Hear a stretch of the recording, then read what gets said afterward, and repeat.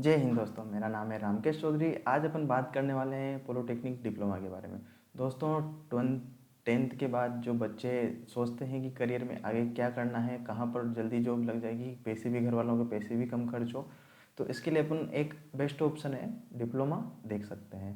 Direct 10th के बाद में इसमें एडमिशन हो जाता है। साथ ही इसमें 10th के बाद में ये 3 साल का होता है। अगर आपने 12th कर रखी है, फिजिक्स केमिस्ट्री मैथ आपके सब्जेक्ट थे 12th के बाद में, तो इसमें डायरेक्ट सेकेंड ईयर में एडमिशन हो जाता है। और अगर आपने आईटीआई किया हुआ है किसी भी ट्रेड में, तो भी डायरेक्ट सेकेंड ईयर में एडमिशन हो जाता है। इस पर आज अपन डिस्कस करने वाले हैं। पहले जानते हैं कि पॉलिटेक्निक क्या है। ये कुछ क्वेश्चंस हैं जो कि मैंने 1 बाय 1 सेलेक्ट किए हुए हैं, जो कि अक्सर पूछे जाते हैं कि पॉलिटेक्निक क्या है। सबसे पहला क्वेश्चन अपना क्या है, पॉलिटेक्निक क्या है। इन सारे क्वेश्चनों का मैं आपको जवाब देने वाला हूँ। और फिर भी अगर आपके मन में कोई क्वेश्चन है तो आप नीचे कमेंट करके बता सकते हैं। और चैनल को सब्सक्राइब कर ले। इस तरह की इंफॉर्मेटिव वीडियोज़ आपको समय समय पर मिलती रहेगी। वीडियो को लाइक करना ना भूलें। चलिए डिस्कस करते हैं पॉलिटेक्निक क्या है। दोस्तों, ये एक डिप्लोमा होता है जो कि इंजीनियरिंग के अंडर आता है। इंजीनियरिंग का ही डिप्लोमा है। डिग्री ना हो के बीटेक, जो बीटेक करते हैं किसी भी ब्रांच में, अगर आप डिग्री करने के लिए सक्षम नहीं हैं, आप आर्थिक रूप से कमज़ोर हैं, तो कम खर्चे में पॉलिटेक्निक आप कर सकते हैं, जो कि एक इंजीनियरिंग की ही ट्रेड है। हाँ, इंजीनियरिंग का छोटा भाई हो गया, बीटेक का छोटा भाई हो गया पॉलिटेक्निक, ये बोल सकते हैं अपन। यहाँ पर अपन को डिप्लोमा सर्टिफिकेट मिलता है, वहाँ पर डिग्री मिलती है, तो ये डिग्री में कंसीडर नहीं होता है, सबसे पहली बात तो। और क्या है, ये इंजीनियरिंग ही है, छोटी इंजीनियरिंग इसको बोल सकते हैं। इंजीनियरिंग में डिप्लोमा हो गया। इंजीनियरिंग ब्रांच हो गई सिविल, मैकेनिकल, इलेक्ट्रिकल, ये सारी ब्रांच, कंप्यूटर साइंस, इनमें डिप्लोमा हो गया, बीटेक नहीं है। अब इनको कौन कौन कर सकता है, इसके लिए एलिजिबिलिटी क्या है, क्राइटेरिया क्या है, इस पर डिस्कस कर लेते हैं। एलिजिबिलिटी की बात मैं करूँ तो अगर आपने 10th में अच्छे परसेंटेज के साथ 10th क्लास कर ली है और आपकी घर की आर्थिक स्थिति इतनी ज़्यादा नहीं है और आपको जल्दी से नौकरी लगनी है, ये अगर फैक्टर हैं जीवन में, तो आप इसको चूज़ कर सकते हैं। चूज़ करने के लिए भी इसमें कुछ कोर ब्रांच है, वहीं आप पकड़ लें तो उससे जल्दी से जल्दी आप किसी सरकारी सेक्टर में या प्राइवेट सेक्टर में जॉब प्राप्त कर सकते हैं। और ये तो क्या 10th वालों की बात। अब बात कर लेते हैं 12th वालों की। 12th वाले, हाँ, 10th वालों के लिए बात बता दूं मैं पहले कि 10th क्लास के जो बच्चे होते हैं वो फर्स्ट ईयर से 3 साल का ये डिप्लोमा होता है। फर्स्ट ईयर में उनको एडमिशन मिलता है। और अब क्या है, ये सेमेस्टर वाइज स्टार्ट कर दिया, पहले ईयर वाइज लगता था। अब सेकंड पॉइंट है 12th वालों के लिए। 12th जिन बच्चों ने 12th physics chemistry mathematics subject से किया हुआ है, उनके लिए इसमें डायरेक्ट एडमिशन मिलता है सेकंड ईयर में। उनको फर्स्ट ईयर पढ़ने की ज़रूरत नहीं है। हाँ, ये तो हो गया 12th बेस पे। और दूसरा अपना वो हो गया आईटीआई वाले, जिन्होंने 10th के बाद आईटीआई की हुई है किसी भी ट्रेड में, तो वह उसी की ट्रेड में पॉलिटेक्निक डिप्लोमा कर सकता है, जो कि आईटीआई से एक ग्रेड ऊपर है। और उसका भी डायरेक्ट एडमिशन हो जाएगा सेकेंड ईयर में। अब इसके नेक्स्ट पॉइंट है अपना, एडमिशन कब होता है, एप्लीकेशन फॉर्म कब आते हैं, इस पर डिस्कस करते हैं। इसका कुछ भी याद करने की ज़रूरत नहीं है, बहुत सिंपल है। बीटीआर राजस्थान की बात करें अपन, तो board of technical education Jodhpur जिसका मुख्यालय है, बीटीआर की साइट है, आप उस पर जाएंगे, वहाँ पर आप देखेंगे तो इसके नोटिस जो है कब रिलीज होते हैं, सारी जानकारी वहाँ पर मिल जाएगी। लेकिन एक जनरल टर्म में आपको बता दूँ, जैसे ही 10th क्लास का एग्ज़ाम होता है, एग्ज़ाम होने के बाद में जैसे ही 10th क्लास का रिजल्ट आता है, रिजल्ट आने के 2-4 दिन बाद बीटीआर द्वारा नोटिस रिलीज कर दिया जाता है कि एप्लीकेशन फॉर्म मंगवाए जा रहे हैं गवर्नमेंट कॉलेज के लिए। ये तो हो गया 10th के बाद जिनको एडमिशन लेना है। अब सपोज करिए किसी बंदे ने 12th कर रखी है पीसीएम में और उसको एडमिशन लेना है सेकेंड ईयर में, तो क्या होगा, जैसे ही 12th का रिजल्ट आता है राजस्थान बोर्ड का या सेंटर सीबीएसई का, तो उसके बाद बीटीआर से, बोर्ड ऑफ टेक्निकल एजुकेशन से नोटिस रिलीज किया जाता है कि सेकेंड ईयर के लिए आवेदन आमंत्रित किए जाते हैं। तो ये तो हो गया डायरेक्ट सेकेंड ईयर में एडमिशन का। आईटीआई वाले भी इसी के साथ सेकेंड ईयर के लिए एप्लीकेशन फॉर्म फिल कर सकते हैं।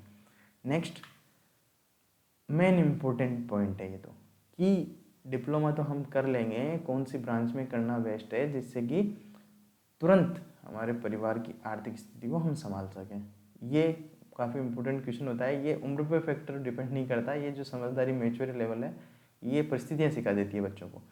अब यहाँ पर कुछ इम्पोर्टेंट ब्रांचें हैं जिनका मैं आपको बता देता हूँ कि किसका क्या मेन यूज़ है। सबसे पहले बात करते हैं जो कि टॉप में आपको दिख रही है, सिविल इंजीनियरिंग। सिविल इंजीनियरिंग के मैं आपको बता दूँ कि जो ये जितने भी निर्माण के कार्य हैं, चाहे वो जलदाय विभाग में हो, चाहे वो WRD इरिगेशन डिपार्टमेंट में हो, या फिर जो मकान भवन बनाते हैं जो भी सरकारी विभाग हैं, इनमें सिविल इंजीनियरिंग डिप्लोमा के तहत JN जूनियर इंजीनियर की भर्ती निकलती है, जो कि सरकारी विभाग है। इसमें आप इसके डिप्लोमा के थ्रू जा सकते हैं। और सबसे कोर ब्रांच, सबसे बेस्ट ब्रांच अभी के सिनेरियो में मैं अगर किसी को सजेस्ट करूं, कोई मुझसे पूछे कि किस ब्रांच में मुझे डिप्लोमा करना चाहिए, तो मेरा सजेशन यही रहेगा कि आप सिविल इंजीनियरिंग में डिप्लोमा कर लीजिए। ये आपको गवर्नमेंट सेक्टर में ले जाने के लिए काफ़ी हेल्पफुल रहेगा। अगर आप तैयारी करते हैं अच्छे से तो आपको जल्दी ही गवर्नमेंट नौकरी मिल जाएगी। नेक्स्ट बात करते हैं मैकेनिकल इंजीनियरिंग की। मैकेनिकल इंजीनियरिंग डिप्लोमा की अगर अपन बात करें तो अगर प्राइवेट सेक्टर में अपन को जाना है, या फिर बॉर्डर जो सिक्योरिटी फोर्स है उसमें जो पोस्ट आती है, इसकी SSC के थ्रू पोस्ट निकलती है। लेकिन सिविल इंजीनियरिंग की तर्ज पर राजस्थान स्टेट गवर्नमेंट में भी इसकी पोस्टें निकलती है, लेकिन सिविल इंजीनियरिंग की तर्ज पर बहुत कम निकलती है, जो कि नाम मात्र बोल सकते हैं अपन। हाँ, अगर आपको किसी प्राइवेट कंपनी में जॉब करनी है, आप चाहते हो कि मैं प्राइवेट कंपनी में आगे बढ़ूँ, तो आप मैकेनिकल इंजीनियरिंग एक ऑप्शन के रूप में चूज़ कर सकते हैं। नेक्स्ट बात करते हैं इलेक्ट्रिकल इंजीनियरिंग। विद्युत विभाग में इलेक्ट्रिकल इंजीनियरिंग से संबंधित वैकेंसियाँ आती रहती है, और साथ ही जो अदर डिपार्टमेंट है इनमें भी इलेक्ट्रिकल और मैकेनिकल दोनों की कंबाइंड पोस्ट आती रहती है। SSC के थ्रू भी इसकी पोस्ट आती है। तो मैकेनिकल और इलेक्ट्रिकल इक्वल में मान सकते हैं अपन कि ये दोनों बराबर है, लेकिन बेस्ट कौन सी है? सिविल। नेक्स्ट बात करते हैं केमिकल इंजीनियरिंग। जितनी भी इंडस्ट्रियां हैं, फर्टिलाइजर हो गई, केमिकल इंडस्ट्रीज हो गई, इन सब में जो कि आपको प्राइवेट सेक्टर में अगर जाना है, या फिर ONGC हो गई, IOCL हो गई, इनमें जाना है, जो कि अंडरटेकिंग PSUs है गवर्नमेंट की अंडरटेकिंग, इनमें जाने के लिए आप केमिकल इंजीनियरिंग में डिप्लोमा कर सकते हैं। और ये एक अच्छा सेक्टर है, इसमें कोई बुराई वाली बात नहीं है, ये काफ़ी बेस्ट ऑप्शन है। अगर आपको प्राइवेट सेक्टर में या कोई प्रोफेशनल लाइफ जीनी है किसी कंपनी में, तो केमिकल इंजीनियरिंग अच्छा ऑप्शन है। एक अभी जो ट्रेंड सिनेरियो है बहुत तगड़ा, कि सारा सेक्टर जो है वो IT सेक्टर पर निर्भर होता जा रहा है धीरे धीरे। तो कंप्यूटर साइंस ब्रांच में भी आप अगर डिप्लोमा करते हैं तो वो एक बेस्ट ऑप्शन रहेगा। ये थे कुछ इम्पोर्टेंट ही ब्रांचों के बारे में यहाँ से आपको डिस्कस कर रहा हूँ। बाकी बाकी ब्रांचें तो बहुत सारी है, आप किसी में भी अपनी इच्छा अनुसार एडमिशन ले सकते हैं। तो ये था कुछ मेरा मानना कंप्यूटर साइंस इंजीनियरिंग जिसमें आप कर सकते हैं, अगर वर्तमान सिनेरियो को देखें तो। क्योंकि अभी जो सारी चीज़ें हैं, कंप्यूटर टेक्नोलॉजी इंपॉर्टेंट होती जा रही है धीरे धीरे, तो कंप्यूटर साइंस को भी आप एक ऑप्शन चुन सकते हैं। नेक्स्ट, सबसे महत्वपूर्ण जो फीस के बारे में, जो इकोनॉमिकल कमज़ोर होते हैं उनके लिए तो ये काफ़ी बड़ा फैक्टर है। लेकिन जो बंदे 12th जिन्होंने ये JEE का एग्ज़ाम दिया था, और उनका मान लीजिए BTech में या कोई कॉलेज नहीं मिला उनको अच्छा सा, तो वह इसको एक ऑप्शन के रूप में चुन सकते हैं। ये भी एक इंजीनियरिंग की ही ब्रांच है, इंजीनियरिंग का ही डिप्लोमा है, ज़रूरी नहीं कि BTech वाले। हाँ, इसका एक सबसे बड़ा प्लस पॉइंट मैं आपको बता दूं कि जो जड़ें होती है इंजीनियरिंग की जड़ें, वो जड़ें देखने को मिलती है आपको डिप्लोमा के थ्रू। और अगर आपको पेड़ की पत्तियां, फल फूल ये सभी देखने हैं तो आप BTech कीजिए। लेकिन अगर जड़ें जाननी है किसी भी चीज़ की, तो डिप्लोमा एक बेस्ट ऑप्शन है। इससे आप काफ़ी अच्छे तरीके से हर ब्रांच को सीख सकते हैं, बहुत कुछ सीखने को मिलता है। ये मेरा खुद का पर्सनल एक्सपीरियंस है। चलिए बात करते हैं पॉलिटेक्निक कोर्स की फ़ीस का। पॉलिटेक्निक कोर्स की फ़ीस जो है, प्राइवेट कॉलेज से अगर आप करते हैं तो लगभग 15 से 20 हज़ार रुपये फीस पर ईयर की लगेगी आपको, और अगर आप गवर्नमेंट कॉलेज से करते हैं तो 12,000 फीस आपकी रहेगी। ये इतना सा था दोस्तों।